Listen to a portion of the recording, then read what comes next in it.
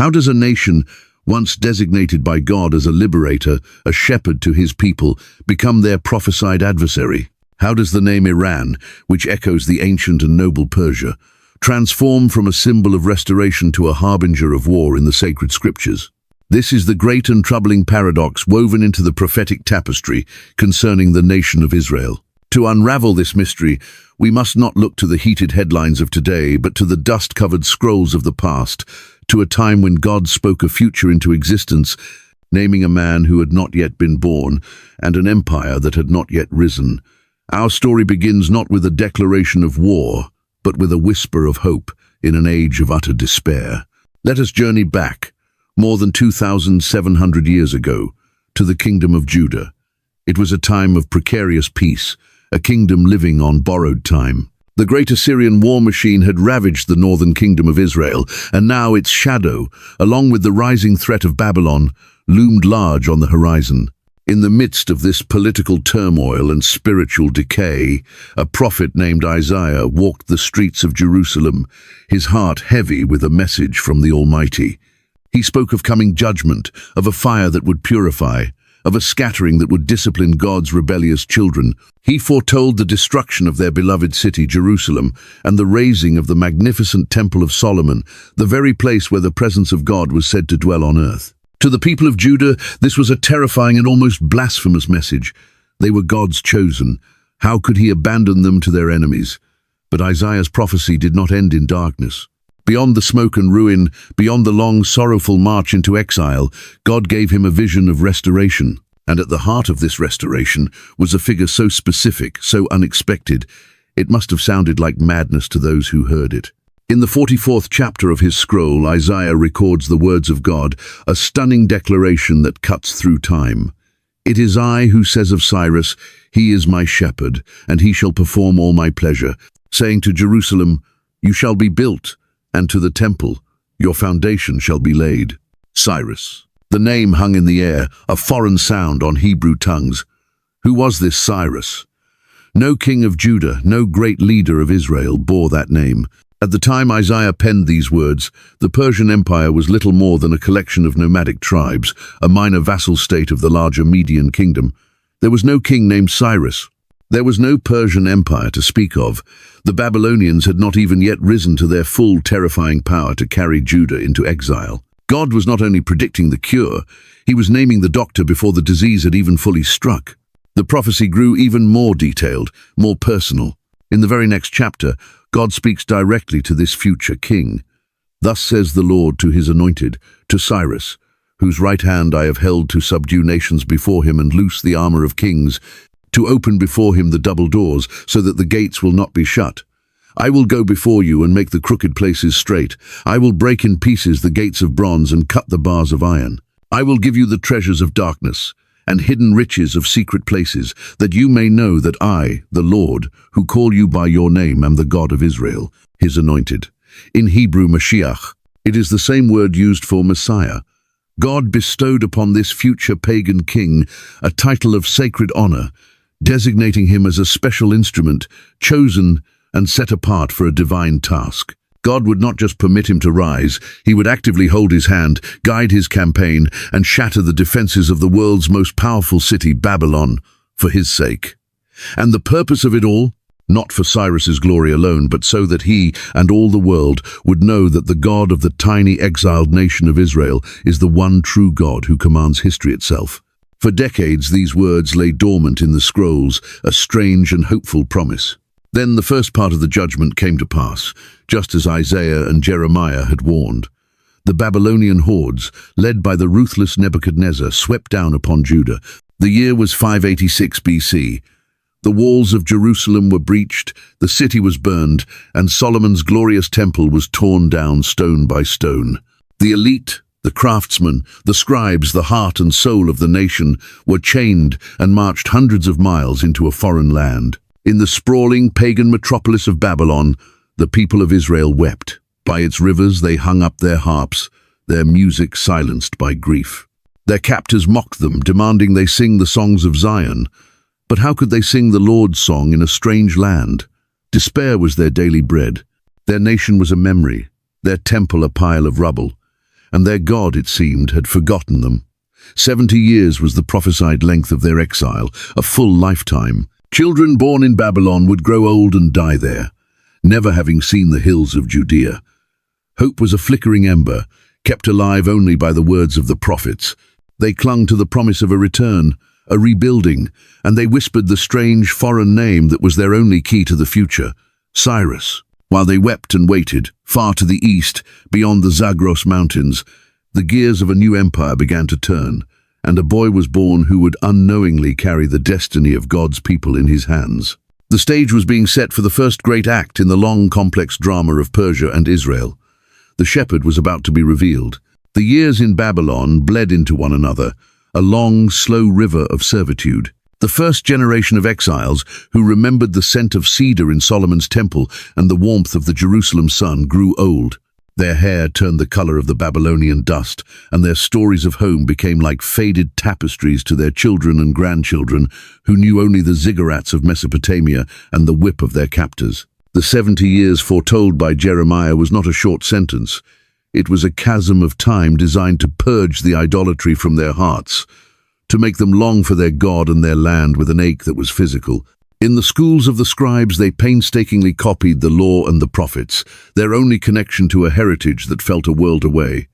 And in those scrolls they read the name again and again, Cyrus. It was a promise that seemed increasingly impossible as the monolithic arrogance of Babylon, a city with walls so thick that chariots could race upon them, seemed to touch the very heavens. Meanwhile, history, guided by an unseen hand, began to move. The boy born in the Persian highlands had grown into a man of extraordinary vision and charisma. Cyrus was unlike the kings who came before him. The rulers of Assyria and Babylon built their empires on terror, on flaying their enemies and deporting entire populations to break their spirit. Cyrus was a revolutionary. He practiced a radical new form of statecraft, tolerance. He understood that a willing subject was more valuable than an enslaved one, that a respected culture was less likely to rebel. He united the fractious tribes of Persia, then brilliantly and swiftly conquered the powerful Median Empire, not as a brutal invader, but as a unifier. He then turned his gaze west, to the fabulously wealthy kingdom of Lydia and its king, Croesus. In a masterful campaign, Cyrus defeated the Lydians and absorbed their kingdom, his reputation as a brilliant military strategist and a merciful conqueror growing with each victory. His empire, the Achaemenid Empire, now stretched from the shores of the Aegean to the mountains of India. Only one great prize remained, the jewel of the ancient world, Babylon. Inside the great city, King Belshazzar, grandson of Nebuchadnezzar, reigned in decadent security. He laughed at the threat of the Persians. Babylon was impregnable. The mighty Euphrates River flowed through its center, providing an endless supply of water, and its granaries were stocked for a siege of 20 years. The outer walls were a legend, and the inner walls were nearly as formidable. Its gates were not wood but solid bronze. Who could possibly breach such a fortress? On a fateful night in 539 BC, Belshazzar held a great feast for 1,000 of his lords. In a final act of hubris and blasphemy, he called for the sacred gold and silver vessels that his grandfather had plundered from the temple in Jerusalem. He and his nobles, his wives and his concubines drank wine from them, praising their own gods of gold, silver, bronze and stone. At that very moment, as the prophet Daniel would later record, the fingers of a man's hand appeared and wrote a cryptic message on the palace wall. Mene, Mene, Tekel, Upharsin. The kingdom had been weighed. It had been found wanting, and it was to be given to the Medes and Persians. While Belshazzar's feast descended into terror inside the palace, a silent, audacious plan was unfolding outside. Cyrus's army was not laying siege in the traditional sense. Upriver, his engineers had been working furiously, diverting the flow of the mighty Euphrates into a man-made lake. As the water level in the channel running through the city began to drop, it became a shallow, muddy trench. The prophecy of Isaiah, spoken over a century and a half earlier, was coming to life with breathtaking precision. I will go before you. I will break in pieces the gates of bronze and cut the bars of iron. Under the cover of darkness, the Persian elite guard, the Immortals, slipped into the city not by breaking the gates but by walking under them through the now passable riverbed. The inner water gates, the double doors that led from the river to the city streets, had been left carelessly unbolted in the festival atmosphere. It was as Isaiah had prophesied, to open before him the double doors, so that the gates will not be shut. The Persian army poured into the unsuspecting city. Babylon, the unconquerable, fell in a single night with barely a fight. That very night, King Belshazzar was slain. For the Jewish exiles huddled in their quarters, the news must have come as an electrifying shockwave. Their brutal masters had been overthrown. But what would this new king, this Cyrus the Persian, mean for them? Would it be a new chapter of slavery under a different name? Then came the proclamation. It was not a rumor whispered in the marketplace, but an official decree, recorded for all time in the book of Ezra. Cyrus, the king of the world's new superpower, issued a statement that would change the course of history for the Jewish people. Thus says Cyrus, king of Persia, "All the kingdoms of the earth the Lord God of heaven has given me, and he has commanded me to build him a house at Jerusalem which is in Judah. Who is among you of all his people? May his God be with him, and let him go up to Jerusalem which is in Judah, and build the house of the Lord God of Israel. He is God, which is in Jerusalem." Code. It was the fulfillment, the literal, undeniable fulfillment of Isaiah's prophecy. This pagan king, who had just conquered the known world, acknowledged that his authority came from Yahweh, the God of Israel. He didn't just permit the Jews to leave, he commanded them to go and rebuild their temple, and he did not send them away empty-handed. In an act of incredible restitution, Cyrus ordered that the 5,400 gold and silver articles taken by Nebuchadnezzar be returned to them, and that the cost of the rebuilding be paid from the royal treasury. The shepherd, named by God a century before his birth, had arrived to gather his flock. The 70 years of weeping were over. The harps could be taken down from the willow trees. The road home was now open. The return from Babylon was not a single triumphant exodus. It was a long and arduous process, fraught with challenges. The first wave of nearly 50,000 exiles, led by Zerubbabel and the high priest Joshua, arrived in a desolate land. Jerusalem was a ruin, a ghost of its former self, and the surrounding peoples were hostile to the idea of a resurgent Jewish state. The initial enthusiasm for rebuilding the temple quickly waned in the face of political opposition and economic hardship. For a time, the work ground to a halt. Yet the Persian crown remained a distant but generally benevolent protector. Later, under King Artaxerxes, both Ezra the scribe and Nehemiah the cupbearer would be given royal authority and resources to restore the law and rebuild the walls of Jerusalem, solidifying the city's security. Persia, for a glorious century, was the benefactor of Israel's second chance. But the most dramatic story of God's providence under Persian rule did not take place on the construction sites of Jerusalem. It unfolded in the heart of the empire itself, in the perfumed corridors of the royal palace in Susa. Here, the divine hand that had guided Cyrus would work again, not through a grand proclamation, but through a series of seemingly coincidental events. A silent, hidden chess game where the fate of the entire Jewish people hung in the balance. The story, recorded in the book of Esther, begins with the vast and volatile ego of King Ahasuerus, widely identified by historians as Xerxes I, the very same king who would later launch a massive but ill-fated invasion of Greece. In a fit of drunken rage after his queen, Vashti, publicly defied him, Xerxes deposed her and launched an empire-wide search for a new queen.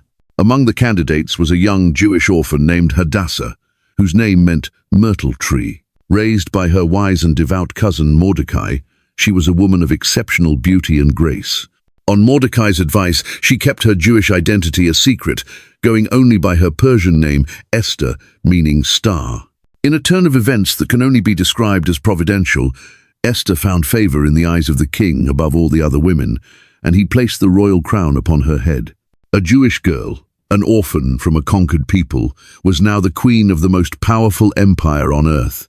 To all appearances, it was a fairy tale, but her position was not for privilege, it was for a purpose she could not yet imagine. The villain of the story soon emerges, Haman the Agagite. A high-ranking official in the court, Haman was a man consumed by pride and ambition. The king promoted him above all other princes and decreed that all royal servants should bow down to him. But Mordecai, sitting at the king's gate, refused. As a Jew, he would bow only to his God. This act of defiance was not merely an insult to Haman, it was an intolerable affront to his entire being. When he learned that Mordecai was a Jew, his personal rage metastasized into a genocidal hatred for Mordecai's entire race. He saw an opportunity to enrich himself and solve his Jewish problem in one fell swoop. He went to King Xerxes, spinning a tale of a certain scattered people within the empire whose laws were different, who did not obey the king's laws, and who were therefore a threat. "If it pleases the king," Haman proposed, "let a decree be written that they be destroyed, and I will pay 10,000 talents of silver into the hands of those who do the work, to bring it into the king's treasuries." This was an astronomical sum, likely more than half the empire's annual income, a bribe so huge it signaled the depth of his hatred. The foolish and pliable king, without even asking which people Haman meant, took his signet ring, the symbol of absolute, irrevocable authority, and gave it to him. "The silver and the people are given to you," he said, "to do with them as seems good to you." The decree was written, sealed with the king's ring, and sent by couriers to all 127 provinces of the Persian Empire, from India to Ethiopia. On a single day, the 13th day of the 12th month, the month of Adar, all Jews young and old, little children and women were to be killed, slaughtered, and annihilated, and their property seized. A shroud of terror fell upon the Jewish communities across the empire. In Susa, Mordecai tore his clothes, put on sackcloth and ashes, and cried out with a loud and bitter wail. When Queen Esther heard of his distress, she was deeply troubled. Through a messenger, Mordecai revealed the full extent of the plot and sent her a copy of the wicked decree. He then charged her with a terrifying task. She must go before the king, unsummoned, and plead for the life of her people. This was a death sentence. The law of Persia was absolute. Anyone who approached the king in the inner court without being called would be put to death unless the king extended his golden scepter. Esther's response was one of human fear. She had not been called to the king for 30 days. She could be executed on the spot. Mordecai's reply to her hesitation is one of the most powerful challenges in all of Scripture. He did not comfort her. He confronted her with the reality of her position and the sovereignty of God. "Do not think in your heart that you will escape in the king's palace any more than all the other Jews. For if you remain completely silent at this time, relief and deliverance will arise for the Jews from another place, but you and your father's house will perish. Yet who knows whether you have come to the kingdom for such a time as this?" His words struck Esther's heart like a lightning bolt. Her royalty, her beauty, her position, it wasn't an accident. It was an assignment. She rose to the occasion, her fear transformed into a steely resolve. She sent a message back to Mordecai. "Go, gather all the Jews who are present in Susa, and fast for me. Neither eat nor drink for 3 days, night or day. My maids and I will fast likewise. And so I will go to the king, which is against the law.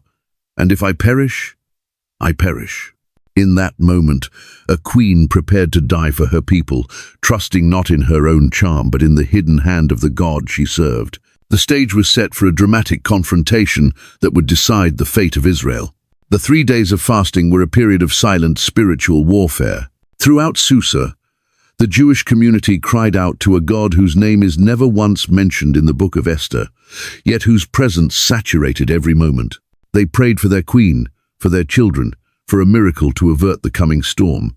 For Esther, it was a time of stripping away all self-reliance. She could not depend on her beauty or her husband's affection. The fickle favor of a king like Xerxes was as shifting as the desert sands. Her only hope was in the unseen King of Kings, who had placed her in this gilded cage for this very purpose.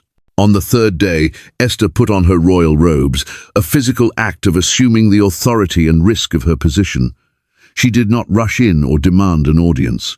With immense wisdom and poise, she simply stood in the inner court of the king's palace, across from the throne room, visible but not intrusive. She made herself seen and left the outcome to God. The king was on his throne. He saw her. For a tense, heart-stopping moment, the fate of a nation rested on the whim of one man. Would he see her as an intruder, a violator of his sacred space, or would he see the woman he had chosen as his queen? The divine hand that had held the right hand of Cyrus now moved the heart of Xerxes. He was not filled with rage, but with favor. He held out the golden scepter. Esther approached and touched the top of it, a gesture of submission and acceptance. She was safe. "What do you wish, Queen Esther?" the king asked, his curiosity piqued by her dramatic entrance. "What is your request? It shall be given to you to half the kingdom." Here Esther's divine wisdom shone brightly. She did not blurt out her desperate plea. That would have been rash, putting the king on the defensive and potentially making him look foolish for having signed the decree in the first place. Instead, with masterful subtlety, she made a simple, disarming request. "If it pleases the king, let the king and Haman come today to a banquet that I have prepared for him." The request was brilliant. It honored the king, it intrigued him, and it put her enemy, Haman, directly in her sights. Haman was thrilled. To be singled out for a private banquet with the king and queen was the ultimate validation of his status. He left the palace that day walking on air, his heart filled with joy and pride. But as he passed the king's gate, he saw Mordecai, and again, Mordecai did not stand or tremble. Instantly, Haman's euphoria evaporated, replaced by a surge of white-hot fury. All his honor, he fumed to his wife and friends, "avails me nothing, so long as I see Mordecai the Jew sitting at the king's gate." His wife Zeresh and his friends offered a simple, brutal solution. "Let a gallows be made, 50 cubits high, about 75 feet, and in the morning suggest to the king that Mordecai be hanged on it. Then go merrily with the king to the banquet." The idea pleased Haman immensely. He immediately ordered the towering gallows to be constructed, a monument to his ego and a scarlet spear against the sky, intended for the man who represented all he hated. But the God who never slumbers or sleeps was at work. That very night, a divine insomnia gripped King Xerxes. He could not sleep. Restless, he commanded that the book of the records of the chronicles, the official, and likely very dull, daily log of the kingdom brought and read to him. Servant after servant droned on, reading through the mundane events of the empire. Then they reached a particular entry. The reader recounted how Mordecai, the Jew who sat at the gate, had uncovered a plot by two of the king's eunuchs to assassinate him. Mordecai had saved the king's life. "What honor or dignity has been bestowed on Mordecai for this?" the king asked suddenly. The servants replied, "Nothing has been done for him." At that very moment, as dawn was breaking, a sound was heard in the outer court. "Who is in the court?" the king inquired. It was Haman. He had come early, bursting with his plan to ask the king's permission to hang Mordecai on the gallows he had just built. Before Haman could even speak, the king posed a question to him. What shall be done for the man whom the king delights to honor? Haman's heart swelled with pride. Who else could the king possibly want to honor but him? He had just been invited to a private banquet with the queen, so he let his imagination run wild, describing the most lavish public honor he could conceive. "Let a royal robe be brought which the king has worn," he began, "and a horse on which the king has ridden, which has a royal crest placed on its head. Then let this robe and horse be delivered to the hand of one of the king's most noble princes, that he may array the man whom the king delights to honor. Then parade him on horseback through the city square, and proclaim before him, 'Thus shall it be done to the man whom the king delights to honor.'" The king listened, and then delivered the most devastatingly ironic command in the story. "Hurry, take the robe and the horse, as you have said, and do so for Mordecai the Jew who sits within the king's gate. Leave nothing undone of all that you have spoken." The color must have drained from Haman's face. The words were a dagger to his soul. He, Haman, had to take the royal regalia and bestow it upon his most hated enemy. He had to lead the horse of the man he had built a gallows for, shouting his praises through the streets of Susa for all to hear. The humiliation was absolute. He performed the wretched task and then rushed home, his head covered in shame and mourning, his grand plans crumbling to dust. He had meticulously built a platform for his enemy's execution, and God had turned it into a stage for his enemy's greatest honor. The trap Haman had set was about to snap shut, but not on the one he intended. Haman had barely finished recounting his utter humiliation to his wife and advisors when the king's eunuchs arrived. There was no time to process the dizzying reversal of his fortunes. They hurried him away to the second banquet Queen Esther had prepared. He walked into the palace, not as the proud and honored guest he had imagined, but as a man reeling from a catastrophic blow to his pride, his mind shrouded in confusion and dread. The banquet began. The wine flowed, the food was exquisite, but an unspoken tension hung in the air. King Xerxes, his curiosity now at its peak after the morning's strange events, turned once more to his queen. "What is your petition, Queen Esther? It shall be granted you. What is your request? Up to half the kingdom. it shall be performed. The moment of truth had arrived. The fasting, the prayers, the careful planning, it all came down to this. Esther looked at her husband, the most powerful man on earth, and then, perhaps with a glance at the cowering figure of Haman, she finally unveiled her heart. Her voice, likely trembling but firm with conviction, delivered a plea that was both a personal appeal and a national indictment. If I have found favor in your sight, O king, and if it pleases the king, let my life be given me at my petition, and my people at my request. The king was stunned. Her life? Her people? What did she mean? Who would dare threaten the queen?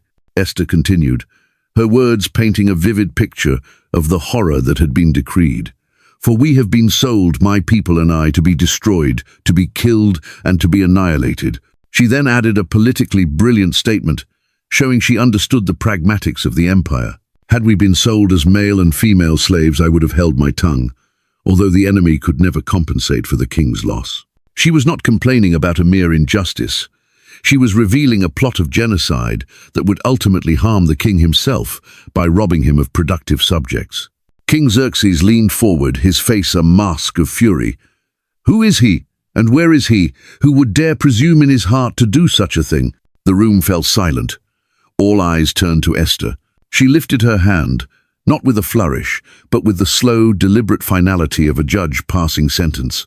She pointed directly at the man who had been sharing their table, the man who had just been publicly disgraced that morning. The adversary and enemy, she declared, is this wicked Haman.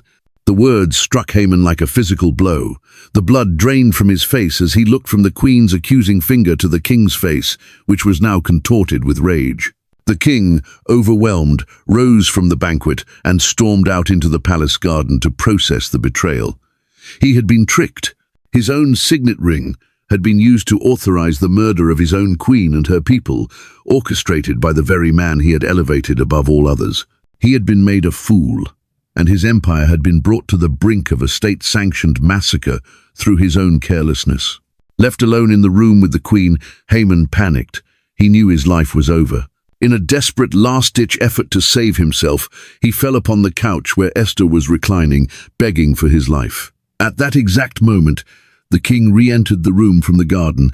What he saw was his treacherous minister in a compromising position with his queen. It was the final straw. Will he even assault the queen while I am in the house? Xerxes roared. As soon as the words left the king's mouth, the royal guards knew the verdict. They moved in and covered Haman's face, a sign that he was condemned to die. Then, one of the eunuchs, Harbona, stepped forward. He had seen the monument to Haman's arrogance. Look, he said, the gallows, 50 cubits high, which Haman made for Mordecai, who spoke good on the king's behalf, is standing at the house of Haman. The king's response was swift and poetic in its justice. Hang him on it! And so Haman the Agagite, who had plotted to annihilate the Jews and had built a towering gallows for his righteous enemy, was hanged on that very same structure. The instrument of his intended cruelty became the agent of his own execution. The providence of God had not only protected his people, but had orchestrated a perfect, stunning reversal. The enemy was destroyed, and the immediate threat was neutralized. But the story was not over. Haman was dead, but his wicked decree, sealed with the king's signet ring, was still law across the land. According to the unalterable law of the Medes and Persians, a royal edict could not be revoked. The date for the slaughter was still set. The Jewish people had been saved from the plotter, but they had not yet been saved from the plot itself. A second, even greater act of reversal was needed to turn a day of mourning into a day of victory. Haman's execution brought a grim satisfaction, but it did not bring peace. The shadow of his decree still stretched across the 127 provinces. The genocidal order remained in effect, a ticking clock counting down to the 13th day of Adar. On that day, the enemies of the Jews throughout the empire would be legally empowered to rise up, slaughter them, and seize their property. The initial victory at the palace had averted the conspiracy's leadership, but it had not disarmed the weapon that was already aimed at the heart of the people. Esther, knowing this, once again risked her life. She went before King Xerxes, fell at his feet, and wept, imploring him to revoke the evil plan of Haman. The king, his heart now fully softened toward her and her people, extended the golden scepter once more. but he faced a constitutional crisis of his own making. Indeed, he explained, I have given Haman's house to Esther, and they have hanged him on the gallows because he tried to lay his hand on the Jews. But a decree which is written in the king's name and sealed with the king's signet ring no one can revoke. The law of the Medes and Persians, a symbol of the empire's stability, had become a cage. The king himself was bound by it. He could not simply undo what had been done. But if he could not revoke the first decree, he could issue a second one to counteract it. He turned to Esther and Mordecai, whom he had now elevated to Haman's former position of power. You yourselves write a decree concerning the Jews as you please in the king's name and seal it with the king's signet ring. This was an unprecedented delegation of authority. The king was entrusting the fate of the Jewish people into their own hands, giving them the full power of the Persian state to write their own salvation. Mordecai, now dressed in royal robes of blue and white, a great crown of gold on his head, immediately summoned the king's scribes. A new decree was drafted, not in secret haste, but with official authority. It was a masterpiece of legal counter-maneuvering. It did not and could not cancel the first decree. Instead, it granted the Jews in every city the royal right to gather together and protect their livestock, destroy, kill, and annihilate all the forces of any people or province that would assault them, both little ones and women, and to plunder their possessions. It was to be in effect on the very same day as Haman's decree, the 13th day of Adar. The game had been completely changed. Haman's edict had given the enemies of the Jews permission to attack. Mordecai's edict now gave the Jews permission to defend themselves with the full backing of the crown. It was no longer a defenseless minority facing a state-sanctioned pogrom. It was now a fair fight, and one side had the clear favor of the central government. This new decree was rushed by couriers on the fastest royal horses to every corner of the empire. When it was read aloud in the city of Susa, a wave of relief and joy erupted. The city of Susa rejoiced and was glad, the scripture says. The Jews had light and gladness, joy and honor. The sackcloth and ashes were replaced with feasting and celebration. And a remarkable thing began to happen. Many of the people of the land became Jews, because fear of the Jews fell upon them. They saw the incredible turn of events, the fall of the powerful Haman, the rise of the righteous Mordecai, the queen's identity, the king's favor, and they recognized a divine power at work. They wanted to be on the side of this God who could so thoroughly protect his people. The months passed, and the fateful day arrived. Throughout the empire, the enemies of the Jews, who had been eagerly anticipating a day of plunder and slaughter, gathered to attack. But now they faced a people who were organized, armed, and emboldened by the king's new law.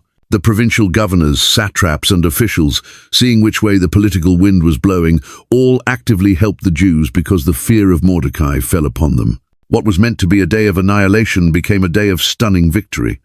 The Jews defended themselves and defeated those who sought their lives. In Susa, they were even granted a second day to finish routing their most determined enemies. At Esther's request, Haman's 10 sons were also hanged, a final public statement that their evil lineage and ideology had been utterly defeated. Across the empire, the Jewish people prevailed. They did not, however, take any plunder. This was a significant detail. Haman's plot was fueled by greed as much as hatred. By refusing to seize the property of their defeated foes, the Jews demonstrated that their actions were purely for self-preservation, not for enrichment. They were defending their lives, not engaging in a vindictive war of conquest. To commemorate this miraculous deliverance, Mordecai and Esther established a new festival, Purim, named after the pur, or lot, that Haman had cast to determine the day of their destruction. It was to be a time of feasting, joy, sending gifts to one another, and giving presents to the poor.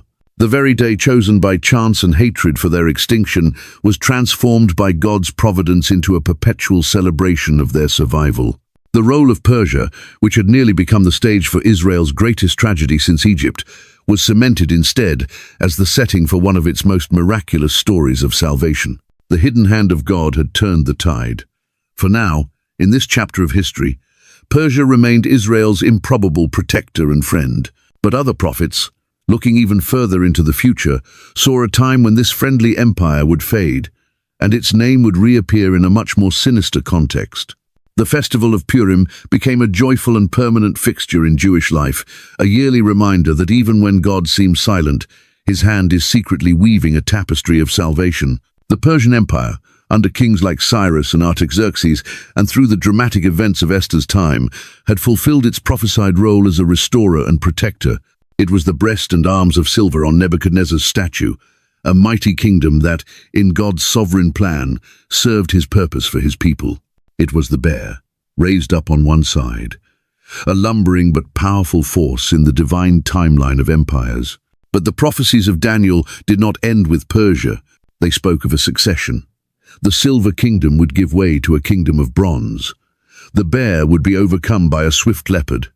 History confirms this with perfect accuracy. The Achaemenid Persian Empire, which had been the backdrop for Israel's restoration, eventually fell to the lightning-fast conquests of Alexander the Great and his Greek Macedonian Empire, the goat that Daniel saw smashing the Persian ram in his vision. As empires rose and fell Greek, then Romantha, land of Persia, receded from the central narrative of the Bible. It became part of other empires, its people adopting new languages and new religions over the centuries. The Zoroastrianism of Cyrus's day eventually gave way to Islam following the Arab conquests of the 7th century AD. The name Persia clung to the region, but the empire of old was a distant memory. The relationship between the inhabitants of that land and the Jewish people transformed from one of benefactor and beneficiary into the complex and often fraught relationship between the Islamic world and the nascent, and later re-established, nation of Israel. For nearly 2 millennia, the specific name Persia lay dormant in the pages of prophecy concerning Israel's future. The focus of the biblical prophets when speaking of the end times was on the revived Roman Empire, the figure of the Antichrist, and the ultimate restoration of Israel. But there is one crucial, terrifying prophecy that thrusts the identity of ancient Persia back onto the world stage, not as a friend, but as a key member of a formidable enemy coalition. We must turn to the scroll of the prophet Ezekiel, a contemporary of Daniel who also ministered to the exiles in Babylon. While Daniel was given visions of the sequence of world empires, Ezekiel was given a stunningly detailed vision of a great war in the latter years, a final invasion of the land of Israel after its people have been regathered from the nations and are dwelling in security. This prophecy is found in Ezekiel chapters 38 and 39. Ezekiel describes a great northern confederacy led by a mysterious figure, Gog, of the land of Magog, the chief prince of Meshech and Tubal. While the exact identity of Magog is debated, most conservative scholars place it in the region north of the Black and Caspian Seas, pointing to modern-day Russia and parts of the former Soviet republics. But it is the list of Gog's primary allies that is most chilling and relevant to our story. The Lord speaks through Ezekiel, "I will turn you around, put hooks into your jaws, and lead you out with all your army, and a great company with bucklers and shields, all of them handling swords." And then comes the list of the core members of this invading force. The very first nation named is Persia. Persia, Ethiopia, Cush, and Libya Put are with them, all of them with shield and helmet. Here, the prophetic role of the land of Cyrus takes a shocking and dramatic turn. The very name that once signified liberation and restoration is now explicitly listed as a principal partner in an alliance bent on Israel's destruction. The nation that funded the rebuilding of the Second Temple is now prophesied to march alongside a great northern power to plunder and loot a restored Israel. The shift is absolute. The friend has become the enemy. The context Ezekiel provides is crucial. This invasion happens in a specific time frame, when Israel has been brought back from the sword, gathered from many people, and is living on the mountains of Israel, which had long been desolate. It happens when they are dwelling securely, all of them. This points to a future time, a time like our own, when the Jewish people have returned to their ancestral homeland after a long and global diaspora. The motivation of this alliance is greed and arrogance. Gog says, "I will go up against a land of unwalled villages. I will go to a peaceful people who dwell safely, to take plunder and to take booty, to stretch out my hand against the waste places that are again inhabited, and against a people gathered from the nations who have acquired livestock and goods." But the ultimate purpose of this invasion is not Gog's, it is God's. The Lord declares his own reason for allowing this terrifying coalition to form. "You will come up against my people Israel like a cloud to cover the land. It will be in the latter days that I will bring you against my land, so that the nations may know me, when I am hallowed in you, O Gog, before their eyes. The invasion, with Iran, Persia, as a key player, is not destined to succeed. It is a divine trap. It is the stage God himself sets to reveal his power to the entire world, in a way not seen since the Exodus from Egypt. The prophecy describes a supernatural intervention, a great earthquake, infighting among the invaders, pestilence, flooding rain, hailstones, fire and brimstone. The destruction of this invading army will be so complete that it will take Israel 7 months to bury the dead and 7 years to burn their weapons. The story that began with a pagan king named Cyrus being called my shepherd culminates with a future leader of that same land marching to destroy God's flock. The paradox is staggering. From a friend to a foe, from a liberator to an invader. This journey of Iran, Persia through biblical prophecy, is a profound testament to the absolute sovereignty of God over history. He raises up nations for his purposes, and he allows them to set themselves against him for his ultimate glory. The role of Iran in the Bible is a story of both divine grace and divine judgment, a story that began with the rebuilding of a temple and will climax in a final fiery defense of the people of Israel, leaving no doubt in the eyes of the nations as to who is the one true God, the eternal King of Israel.